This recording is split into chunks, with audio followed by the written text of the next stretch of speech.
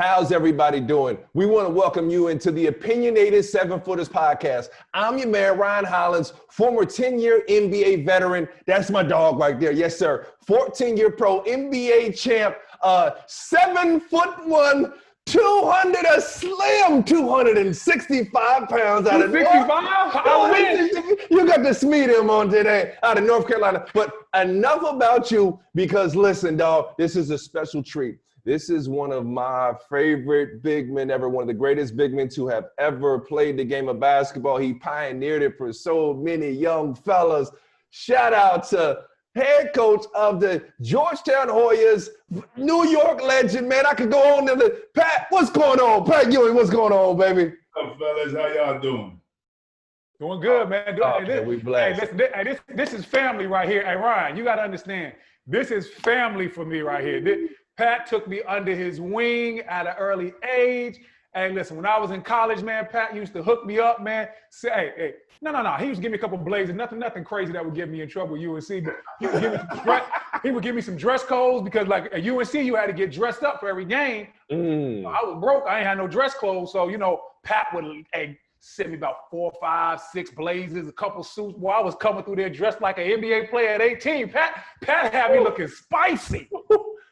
Hey, look, it was all right. You was at North Carolina. You wasn't at Georgetown. If you was at Georgetown, it would have been a problem.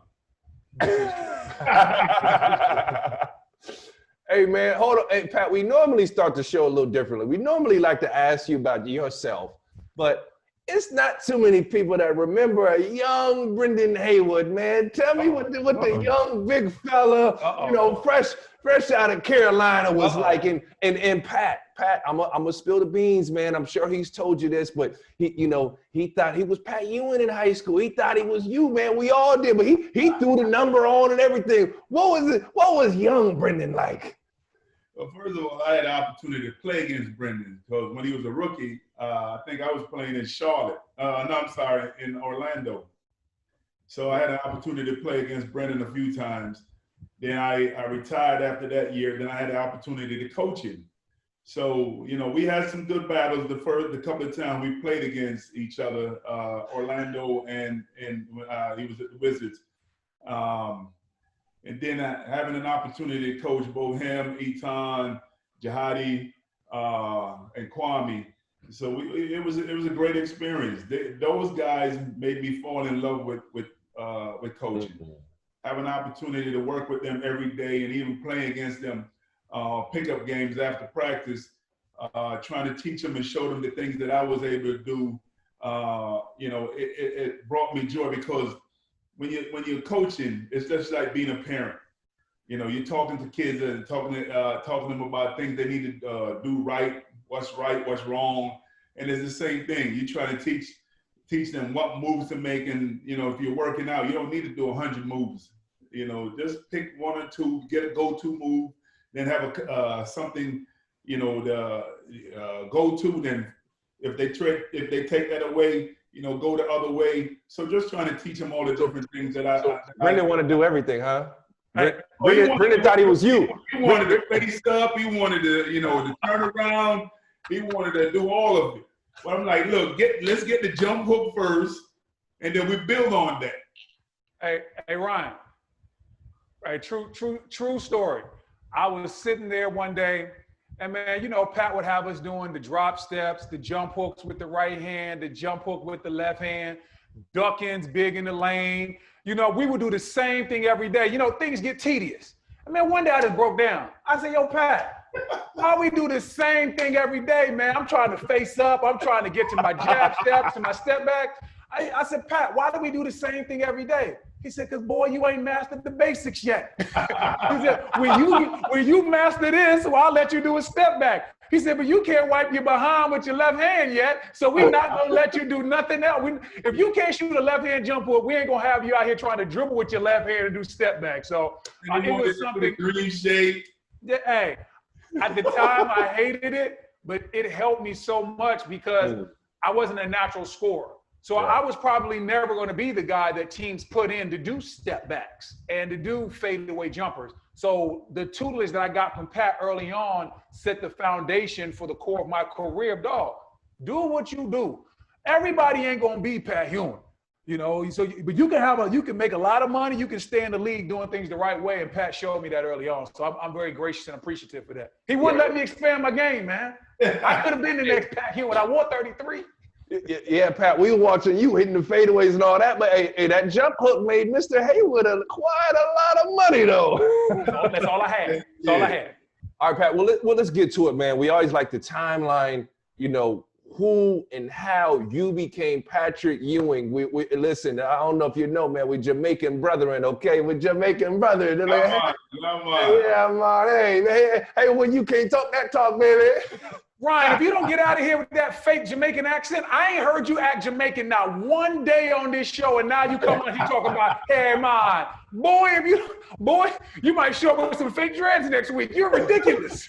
Hey, man, Jordan Clarkson had a full-on deal. I could have dreads if I had Jordan Clarkson had a lace front. Man. All right.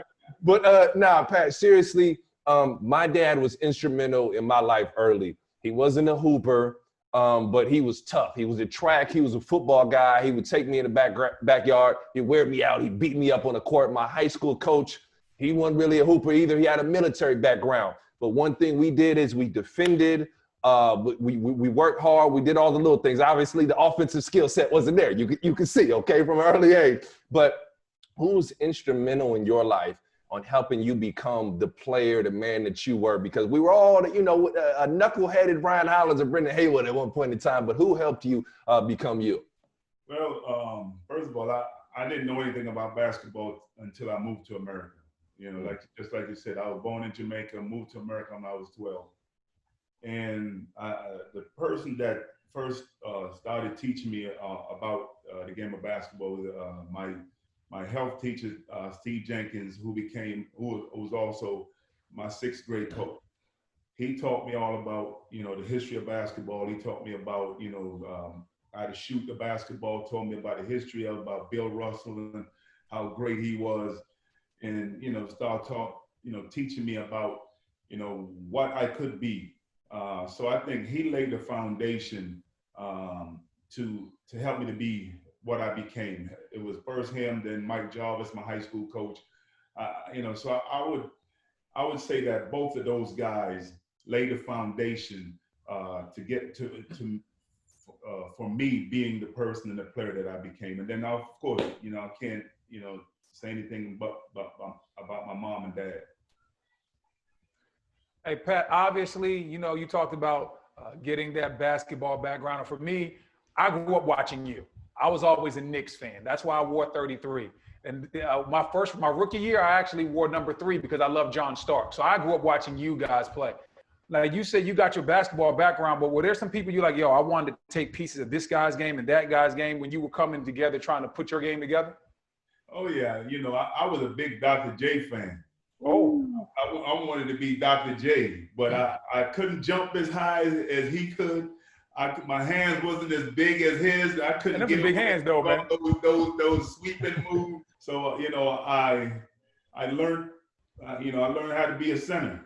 You know, I learned what was gonna help me.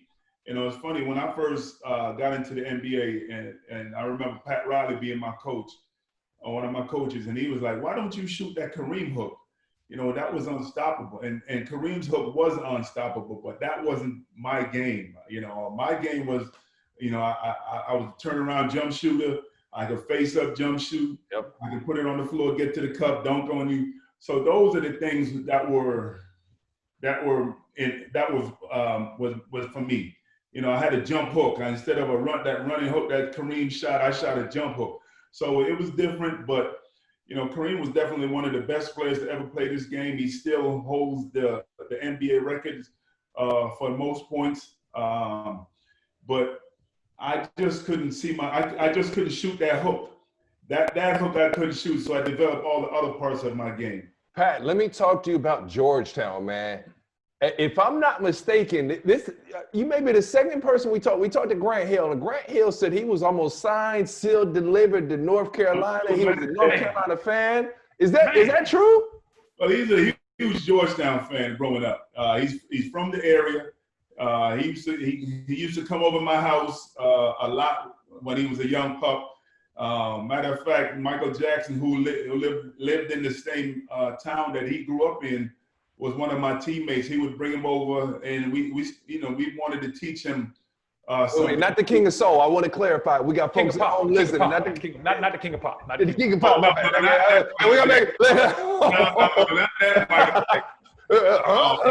Jackson, who played with me. He played with me at Georgetown. He was my point guard. Okay. Kings for a few years. So Grant came over, and we wanted to teach him, some things. So he thought that I was gonna buy the lunch that day. We made him pay for the lunch. Oh, come on, man. We ordered some pizza. We're like, Grant, you're from an affluent family, so you got to dig deep and come up with some cash and pay for these pizzas. That's probably why he didn't go to Georgetown, man. Y'all hustling backwards, man. You got to pay for these things to get the kids to come, man. I don't know if y'all know how the perks work. Oh. Needless to say, I was disappointed that he didn't come to Georgetown, but he did have a great career.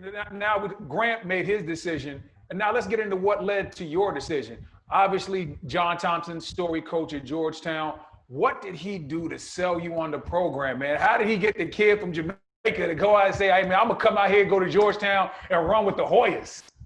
Well, it was funny. Georgetown they were always good. They had a rich history, still have a rich history. They had very good teams before I came. And I got to tell people, my class, we came and we kicked the door in. They're always good, but we came and kicked the door in. But the reason I chose Georgetown was Coach Thompson. Here's a person that looks like me, African-American, and just the way that he carried himself. I thought that he was someone that I could emulate, someone I could look up to. Even though my mom and my dad were still in the picture, he was just another person that I could try to be like. In DC, what better city than to come to learn my craft than DC? DC is, the nation's capital, one of the most powerful cities in the country. And he did trick me though. When I came on my visit, the weather was beautiful. It was spring. I was like, man, this is the weather. Is it always warm here? And coming from Boston, I grew up in Jamaica where it was warm, it was hot. Moved to Boston where it was very cold. And then I come on my visit here. I'm like, man, the weather is beautiful. Is it always this nice here? He's like, oh yeah. In DC be cold as I don't know what come this way, man. John done sold you a bill of goods. Come on, Coach Thompson. Then when I came, I already signed. I'm back. I'm here on campus now. I said, Coach, I thought you said it was warm here year round. It's sure that it's cold. He's like, hey, you already signed now, so by any means necessary. Yes. No, but it was a great experience for me. It was a great 4 years, and I tell people it was one of the best 4 years of my life. He afforded me an opportunity to come here to get an education. He shielded me from all the negative things that was going on, and he helped me to mature. I tell people I came in a boy and I left a man, and I cherish my time here. Hey, Pat, you said something that was interesting. You said John shielded you from all the negative things going on. Can you expound on that? How did he shield you from those type of things? Well, being the number one recruited player in the country, everybody wanted, piece of you. Everybody wanted to talk to you. And, there were times when he wanted me to do interviews and I didn't want to do the interviews. I'm like, look, and he took the hit for that. He like I said, he protected me. Then all the racist things that were going on even back then, people, saying all these negative things about me. He also tried to shield me from those things. So, he afforded me an opportunity to grow, to develop, to become the person that I became. But so, I love him for that. Oh man, that's deep right there. Now, Pat, man, you literally had one of the most storied college careers that we had ever seen, ever talked about.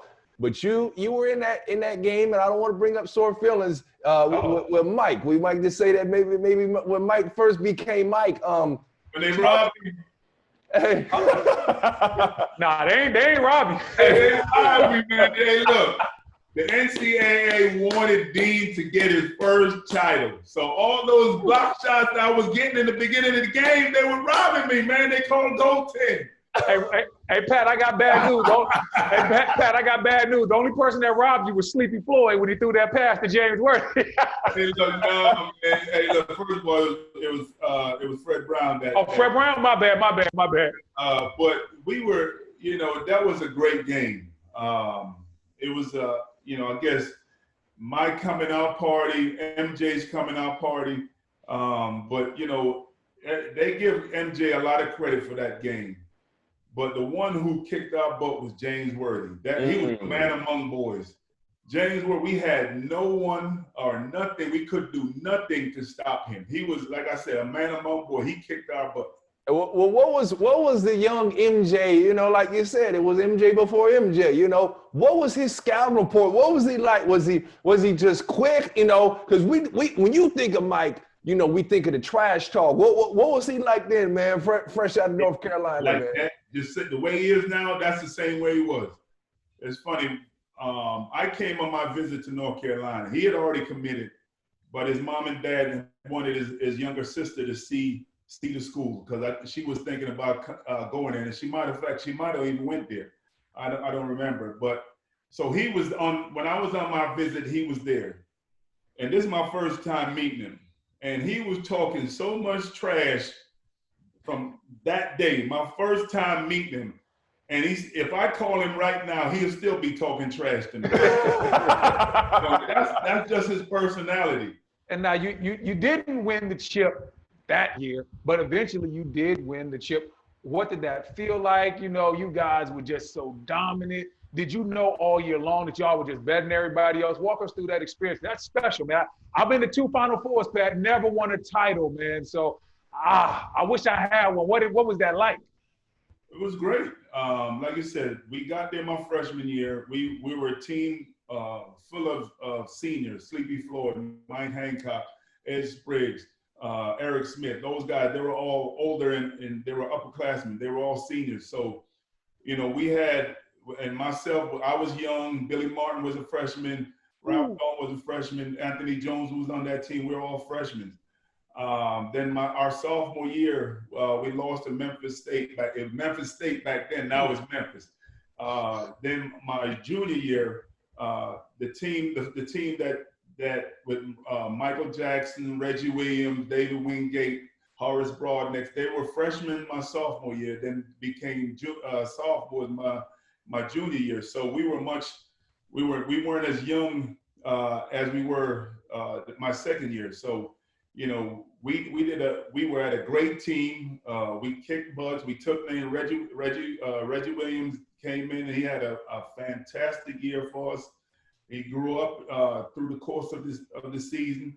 And it's funny. I was watching the Knicks did a thing on me this during the pandemic, and they would show my Knicks game and then they would show some of my Georgetown games. And I'm watching, and I was able to watch some of it, and I'm watching Reggie Williams, man. I'm like, oh my God, I really forgot how great he really was. Right. So I called him up, man. I'm like, Reg, man, I don't know if I said this to you before, but you was a beast. He was kicking ass and taking names. And you're talking about that junior year. That junior year was special. You probably could have came out. What made you come back and do 4 years at Georgetown? Because you could have got up out of there and still been a top draft pick. Right. Go back to the question you asked before. It was great to finally win it. We got there my freshman year. We came close. It didn't happen. Sophomore year we lost. And then when we finally was able to win it in my junior year, and it was a rough junior year for not only myself but the whole entire team. I lost my mother coming into that year. Coach Thompson lost his mother. David Wingate lost his mother. And then Ralph Dalton, who lost his mother as well. So it was bittersweet. We finally was able to get back there and then come away with the championship. But the loss that we had, leading up to that made it bittersweet. But it was great to finally win it. Wow. Now let's fast forward to the NBA, man. You end up being the #1 pick in the draft, and you go to the story, New York Knicks, man. Cold weather to cold weather. They bamboozled you again.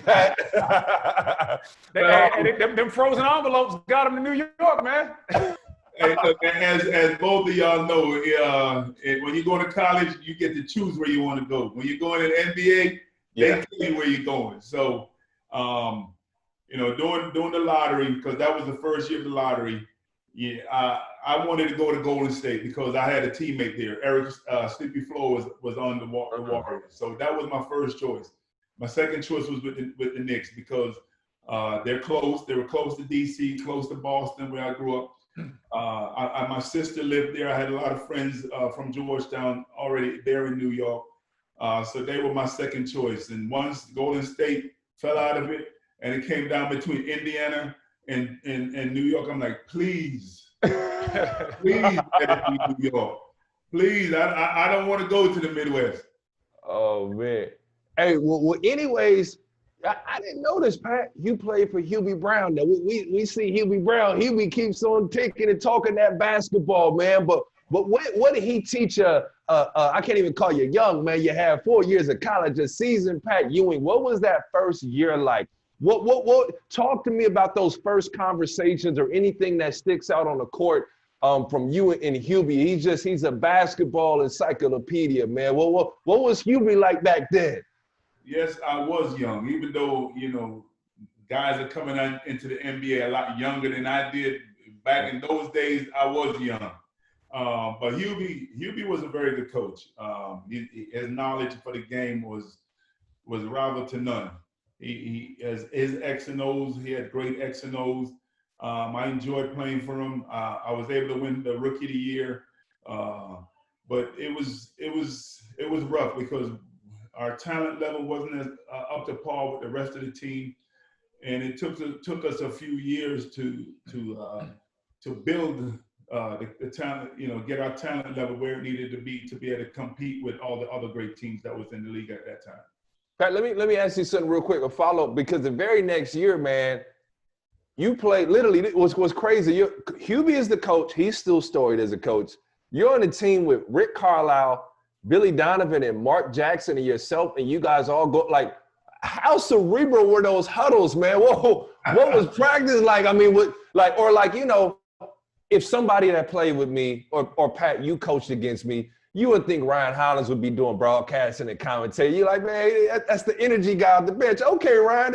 But like, could you tell that those guys were going to become the coaches that they are today? Was it something different, or did it catch you off guard? No, not really, because, Rick, it was funny. When Rick played in Boston, I hated him. I'm like, this guy is a smart ass. He just thinks he's the greatest thing since sliced bread. And then I had the opportunity to play with him and found out that how he was down to earth. He just wanted to win just like everybody else. And then Billy, I had an opportunity to play against Billy until I graduated. He was at Providence and I was at Georgetown. And when he was at Providence, he was a chubby kid, but he could score. And then Rick Pitino came and took over, and then he went from a chubby kid to a slim kid who was just giving everybody buckets. But no one knew that they were going to be coaches. I didn't even know that I was going to be a coach. But those guys, they took the experience from playing and all the other great coaches that they played for, and they developed their own personality. And I did the same thing. I started out as sitting behind the bench working with Brendan, with Doug Collins' staff. I learned from those guys. I was given an opportunity by Michael because he was the president of the team. And working with Brendan and those guys that I worked with gave me the joy of loving coach. I went straight from playing to coaching. And when we first started, I talk about, coaching is just like being a parent. And, I would try to teach these guys things, and then, you think that they're not even listening, and then seeing them doing it on the floor, I'm like, oh, that's the same thing I was just trying to teach them how to do that move right there. The right hand jump hook, Brendan. Right hand jump hook, Brendan. Hey, real quick. Hey, Pat, hold on. You said Billy Donovan was a bucket? I know I'm a young. Who did Billy Donovan play like? Compare him to somebody in today's NBA, man. I didn't know Billy was a bucket. I know he a dog as a coach. I'm not sure who to compare him with. It was like Pistol Pete in college. Oh, maybe not being able to get all that, as many points as Pistol got, but he was that good. He could handle the ball. He could shoot it. He could pass. He was a very good player. You come in your rookie year. You're the rookie of the year. We talked to several guys about that moment when they knew I could do this at a high level. Like for me, I came in, I was a little, like I had you to lean on, but when I remember getting out there against Alonzo Mourning, somebody that I grew up watching and loving his game as well, and I just put his shot on the glass. For me, that was a moment like, yo, I just beat up Zoe's shot. Like I can do this. For you, when was that moment where you were like, yo, I can take this league over. These boys can't mess with it. Was there a game? Was it a moment? Like when was that time when you were just like, yo, I'm about to be just as good or better at this than I was at Georgetown? Well, it's funny. Coming out of college, I got to the Final Four 3 times. I was only able to win it once. So, I'm thinking, yeah, it's going to be that easy to get to the finals. I'm going to get me a cup of be like Bill Russell. I'm going to be like this bad boy with my 11 rings. And I found out how difficult it was to accomplish that. But, I had a very good rookie year, won the rookie of the year. I got hurt the second year. And then my third year that's when I started to peak. It started to click. And then also in playing the year after that, I think that might have been one of my best years in scoring wise. I think I averaged like 29 points. So that year it started, I started to feel like, man, I can be just as good as anybody else. But I always believed in myself from I first started to get good, because once upon a time when I first started, there was a coach who told me, you will never be anything. You'll never be nothing. And if I listened to him and quit, I would have never became the person that I am now. So, how old were you, Pat? Can I get this story? I think I was only 13. You were 13? Whoa. I told a 13-year-old you will never be nothing? Patrick Ewing? Never be anything. So, as a kid, you got to watch what you're saying to these kids, because you never know who they will be in the future. And then he could have stunted my growth by me stop playing. But I said, you know what? This is a game that I love. This is something that even if I don't make it to the top, to the highest level, I still enjoy doing it. So I'm going to keep on doing it. And I just kept on getting better. Hey, Pat, quick follow-up. And you talked about that third year you averaged close to 29 points per game. And your game was way different than it was at Georgetown. Right. You added the face-up J, the running jumper across the lane. Some people call it a travel, but we're gonna roll with hey, it looked like 3 to 4 steps, but the bucket still counted. Where did you develop all that? Was it a certain coach? Was it just something that you saw that you needed to develop in your game? How did your offensive game make that type of huge jump? I would work on my craft. It's funny. There was a guy he went to Georgetown. He also played in the league, John Duran. I would work out with him every summer, and we would work on guard stuff. Even though I wasn't able to handle the ball as well as he could, I was still working on my ball handling, working on my shooting, working on trying to, get all those moves. So I would credit it to him, working on all the things that helped me to be the player that I became. I'm gonna credit that to him. Hey, Pat, now you talked about, not getting your Bill Russell on. Well, there are some reasons, man. You ran into some stiff competition early, man. Larry Bird, playoff Larry Bird, man. Talk to me about Larry Legend. I know you got some gems for me, because Larry, one of them good trash talker, man. I'm an old school. I love where there was trash talk. Y'all got to fight a little bit. It was in taste. It was a physical game. Was there a moment where you know, Larry just let you have it. He says something wild to you, or just, you know, Larry was infamous for calling game before he did it, man. You know, it's funny. Growing up in Boston, and I was, you know, I was able to watch the Celtics play a lot. And of course, you know, a lot of people, there were people who loved Larry and people who hated Larry. And when I was in high school, I'm like, man, he can't play. He's slow. He can't jump. And, you know, then, you know, I got to college. I'm still watching. And I'm like, he's all right. Then I get to the league, and I'm playing against him. And I called my friends, all my friends back in Boston. I said, remember all that shit we were talking about, Larry? This man is the truth. I don't care if he can't jump, he can shoot. He's competitive, and you know, just like you said, I remember Xavier McDaniels telling me a story. He said, "Look, he's playing with Seattle." He said the game was a tight game, was end of the game, and I think the score was tied. And Larry came back on the court. They called timeout. Larry came back on the court. He said, "This is what we're running. We're running whatever it was. I'm going to catch the ball right here at that spot. I'm turning around and shoot it in your face." So Larry came out, ran to that spot, turned around, shot it, kept walking on. Wow. Game over. Wow. But and then I had the opportunity to get to know him a lot better with the Dream Team. And, you know, he would talk so much trash to me, just like Michael. He would talk so much trash. He would call me and say, "Man, you're not a center, you're a power forward." No, I'm a center, brother. I'm a center. But no, we developed a great friendship during the Olympics. And, you know, we still friends today. Was there any point in your career where you were like, man, I need some more help. I might have to leave New York? Because Mike had Scotty, Larry Bird had McHale. You know, you had the Pistons coming up with Isaiah and Joey D. Now, no disrespect to none of your teammates in New York, but you didn't have a second star. You had guys that were glue guys that could play hard, but it wasn't like Pat and another star. Did you ever think, listen, dog, I might have to head somewhere else and go team up, do the LeBron James thing? I had in my contract that I had to be the fourth highest paid player in the league. Heck of a contract. The Celtics robbed me. They did some stuff, and I end up not being that. You know, I was thinking about going to Golden State and playing with imagine me, Chris Mullin, Mitch Richmond, and Tim Hardaway. Oh, that would have been filthy. I thought about doing that, and it didn't work out, so I stayed in New York. But you know, we had even though we got to the finals 2 times.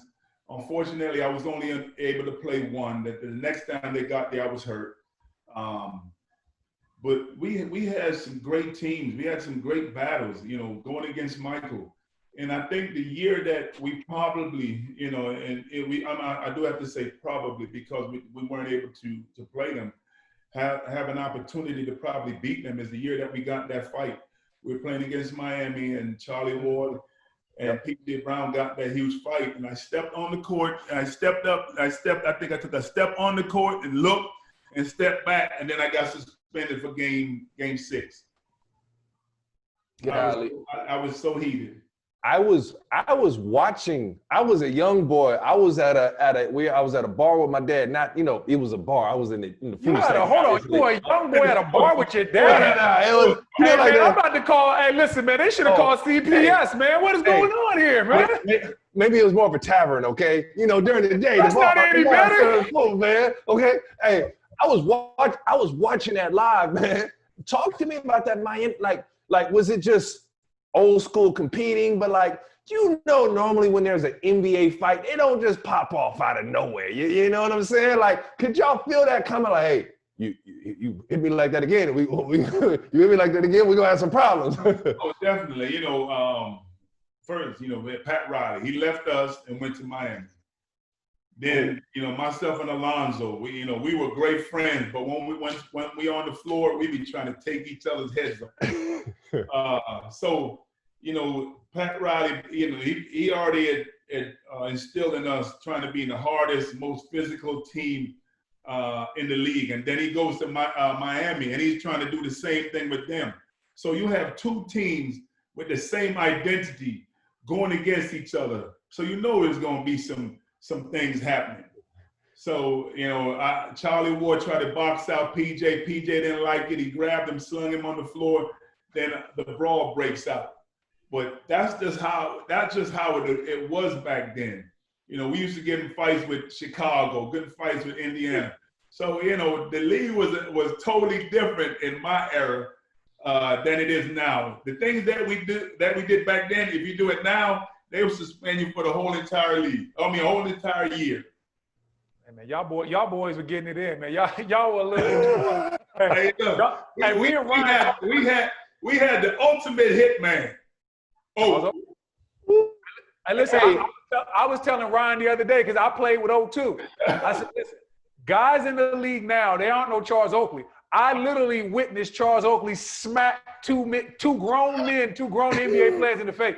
Do you know how bad and how tough of a person you got to be to not just walk up and fight a grown man, just slap him? Like, hey man, I'm just gonna let you know what I can do to you. So we had some physical guys on the team. I had some guys that I can walk down a dark alley without anybody Pat, touching. let me ask you this though, because I had a chance to play with Hubert Davis my rookie year. And he told me how competitive and how feisty those Knicks practices were. He said they were fights all the time. Was there ever a situation in practice where it boiled over? You were like, yo, dog, I'm about to dot you out real quick. You had to practice, man, and let them things fly? Oh, we had a few of those. I remember this was Xavier McDowell's first year with us. And X-Man don't play. X-Man don't play. We're in training camp, and him, X and Mace got into it. And we were getting ready to try to break it up. Pat Riley like, nah, let them go. Let them go. So they went at it for a little bit, then we finally broke it up. Well, we had a lot of those. Paul Silas was also on the coaching staff. And even a couple of times, Paul wanted to mix it up with us. So it was great. It was a lot of fun. Hey, Pat, I think they knew not to touch the money, though. That's what I heard. That's all I heard from you, Pat. They knew not to touch the money. Maybe them other boys could go scrap it. They ain't touch the listen, money, man, you punch the franchise player, your next jumper will be in Siberia. But they also knew I had a temper, too, so. Yeah, Jamaicans got temper. I was afraid to mix it up as well. Hey, Pat, you see, my great-grandmother was from the islands. I don't have an accent or nothing. You were born. So I know my great-grandmother, when she would get angry, boy, that accent would start popping off, man. Are you the same way? Like, hold on, Pat, start talking that accent pop on. Leave him alone, man. Oh, yeah, I started talking fast, and I started swelling up. A couple of times I wanted to smack Brendan, but man, you backed up. You never wanted to smack your boy, man. I was always well behaved, man. Hey. One thing you did talk about, though, you talked about, the opportunities to play in the finals. I remember watching this finals, just first of all, because it was a great finals, then because of the whole O.J. Simpson situation. That finals against the Houston Rockets, man, do you play that back? Like, you had those guys on the rope. Game 6 was the game that I felt that y'all had the opportunity to really take them out of here. Do you play that finals back in your mind to this day? Is there something you think you could have done differently? And then walk me through that battle against the Dream, because you guys, but that was a battle. That was like, he had the Dream shake, you had that jumper. It was money. That was old school big men basketball going to work. Oh yeah, that was two great big men going at it. But we lost game 1. We won game 2. I think we won game 3. I can't remember the sequence, but the first game back in New York, we had them on the ropes. Sam Cassell hit a huge 3 to help them win that game. And I believe if we had won that game, we would have been able to win the series in New York. Because we won the next 2 games in New York. So, and then going back to Houston, John he was playing great up to that game.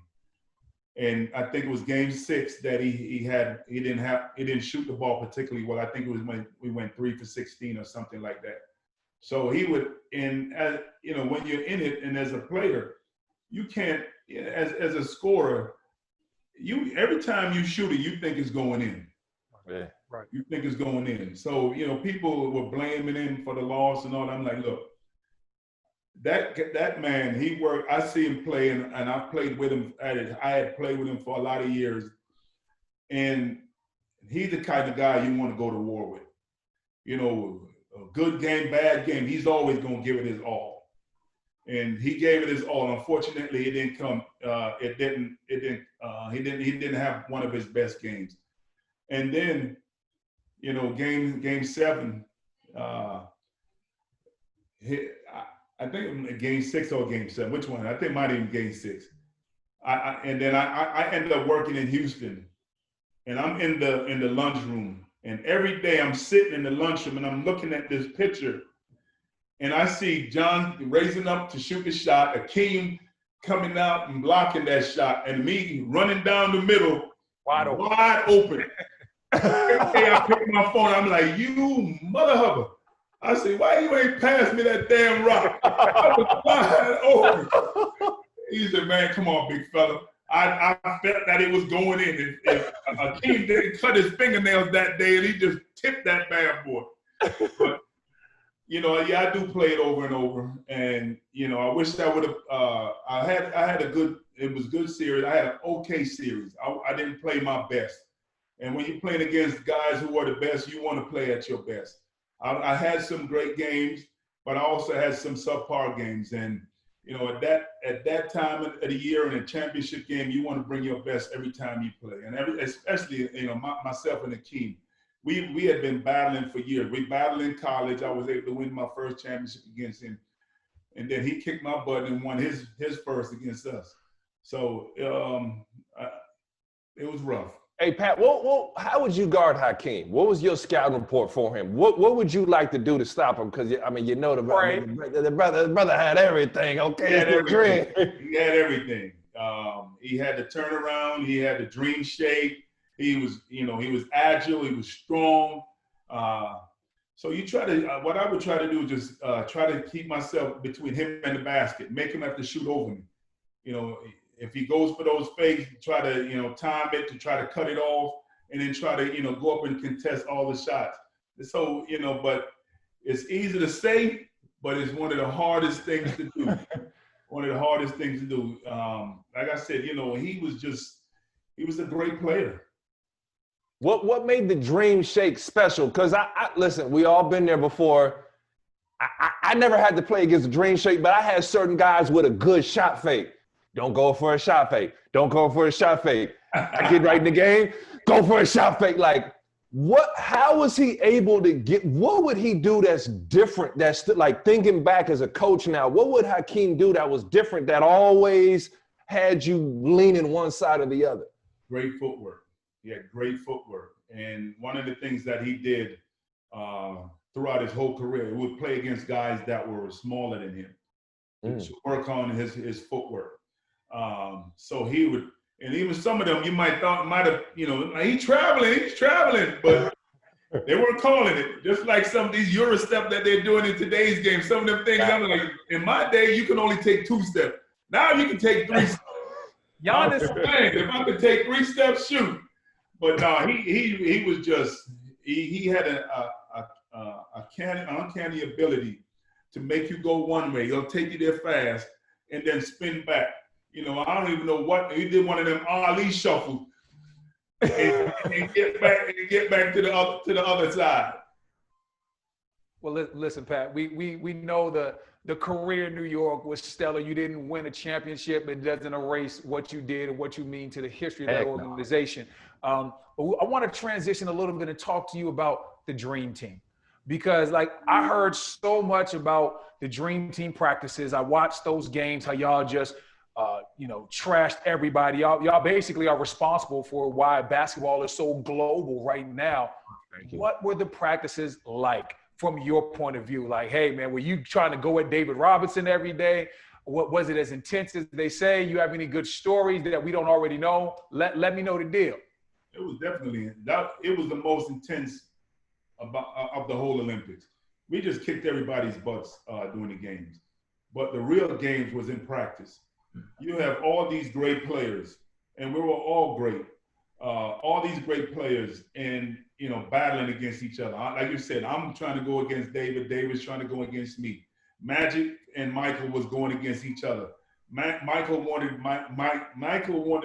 let Larry and Magic know that this is my era now. This is my time. I'm the king. I'm the king of the hill. So of course, every practice, they're talking trash to one another. Michael talking trash to Magic. Magic talking trash to Michael. You got Charles. He's going against Carl. He wanted make go at Carl, make sure Carl know that I can bust your butt every time. So it was just guys that when we were trying to kick each other's butt to make sure that one another know that I'm just as good or even better than you. So that was when we were in practice. We our egos, we were able to be a peacock and strut our shit. But in the games, we came together as a team and kicked everybody's ass. Who was the big leader on that team? Like who was the one? Obviously, you had all these rivalries, but as we know, when you play on some talented teams, they don't always come together for the games, and guys get selfish. They want to get theirs. Was that Coach Daly, or was it Magic? Was it Mike? Who was like, hey man, like we one team right now? Was there a talk that you guys had? How did that come together? I mean, we all did. Like you said, we were all great players. Everybody knew Michael was the man. We knew that he was the man. He was the alpha. We were all alpha, but he was the alpha among the alphas. So we all did what we needed to do to get ourselves right and get ourselves better. But we knew that he was the man. Man, I want to ask you a question about for the culture, man, because everything is so fashion driven nowadays. And you had a shoe that was very popular back in the, I want to say I was in 7th grade. Everybody had the Patrick Ewings in all different colors. I couldn't afford any, so I used to just watch the other guys. I couldn't afford them either. You could have made your shoes more affordable, big fella. But the Patrick Ewings just became, they had for a couple of years, they just took on this wave of their own. Like, did you know the shoe would be that big? Whose idea was it? Like, how do you feel? Like, people still wear those shoes as throwbacks and retros now. Like, what was going on when you got your own shoe and it became so wildly popular? Well, it started like this. When I came out of college, I signed with Adidas. And my first 2 years, like we talked about earlier, I got hurt. My first 2 years, I got hurt. So then Adidas came to me and they're like, we want to reduce your money because right now you're not the player we thought you were going to be. Oh. So hey, hold on. How'd that conversation go? Whoa. I'm like, if I'm not the player you thought I was going to be, then buy me out. I'm not going to reduce my money. Just buy me out. Oh. So they bought me out. And then, I'm trying to see what was my next move. So this gentleman by the name of Roberto Mueller came to me with an idea of starting my own shoe company. He had started Pony back in the day. And he wanted to get back in the shoe business. So he came to me with the idea of starting our own shoe company. And I liked the presentation. So he and I partnered up with one of the factories in China, and we came out with the Ewings. And it's still doing well today. It did well for a while. Then we went out of business because the shoe industry took a turn. But now it's back now. Unfortunately, I can't be a part of it. It's still I still own parts of it. Wow. But because I'm a coach at Georgetown, I have to be on the Jordan brand. But don't worry about that. I'm a size 17. I will shoot you my address after the show. I expect to get 4 or 5 boxes of the Patrick Ewings that I could not afford when I was a kid. I want that. I don't know if we have any of those 20s, man. No, I wear 17. 17 over here. 17, man. Send him to Charlotte. You know where I'm at. Hey, all right, Pat, we always like to have fun, man. This is probably the funnest segment of the show right here. We call it the club story or the awe moment. I was in Minnesota and Prince came in that bad boy. He came in the club one time and he glid across the floor. We got stories of guys beating Mike Tyson and getting starstruck. You know, you had some a blessed NBA and college experience, man. And it doesn't have to be a club story. It can just be a all moment where you where you were already in the NBA and you met a star that just made you sit back and say, wow, that's so-and-so. Like I met Kevin Hart when he was coming up. I was like, yo, like, dog, that's crazy. I'm sitting here talking to Kevin Hart. He's talking to me about playing with me on the video game. That's an all moment. Give me your moment where there was a club, a lounge, a charity event where you were just like, whoa, I met somebody that kind of had me starstruck for a moment. Even young Patrick Ewing. I remember meeting Angela Bassett. Ooh. You know, we had a game. We had a game and they brought her into the lounge. And she wanted to meet myself and some of my teammates. And I'm sitting there meeting with Angela Bassett. And I'm like, oh my goodness, this is Angela Bassett. Wow. I see, I really have made it. Yes. hey, what'd you say to her? Did you introduce yourself? What'd you say? I don't even remember. I just remember us having a conversation, just talking about life, talking about her career, my career. But I'm like, man. And even today, I'm sitting there thinking, I messed up. I should have went dating Angela Bassett right now.